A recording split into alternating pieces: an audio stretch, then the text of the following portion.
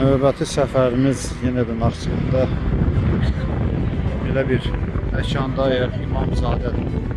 İnşallah buranı ziyarət edib yuxarı qalxacağıq.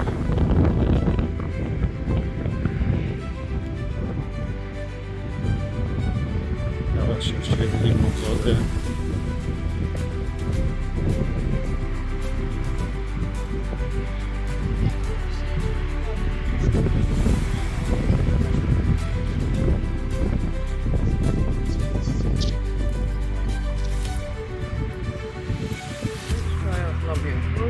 Tuta bak ne kadar.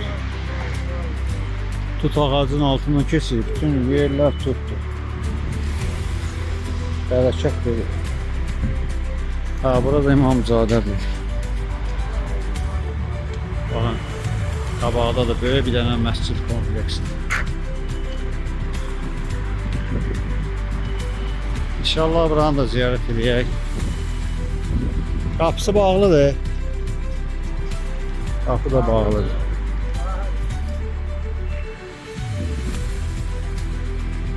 Burası bağlı böyle bağlı. Ben burada bağlı kesin görüyorum. Ev ki qapısı bağlıdır.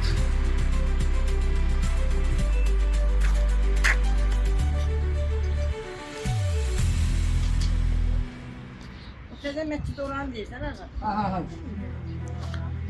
Tabii kimden nasıl? Kimin adı neydi dedi o? Orada görsənən, uzaqdan görsənən Heydər məscid. Çox böyük bir məsciddir.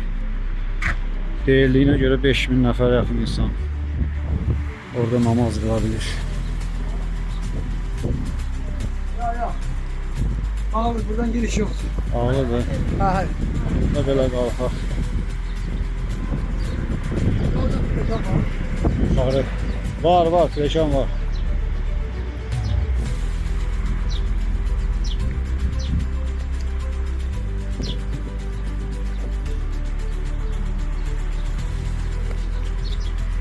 Hadi gel. Çekil de maşın var ya. Buradan qalxaq da. Ya maşın var. Orada var. İnşallah baxın ora qalxacaq. Yuxarı. Gedəcək o məscidə tərəf. Çox ev ki bağlıdır, İmamzadə bağlıdır.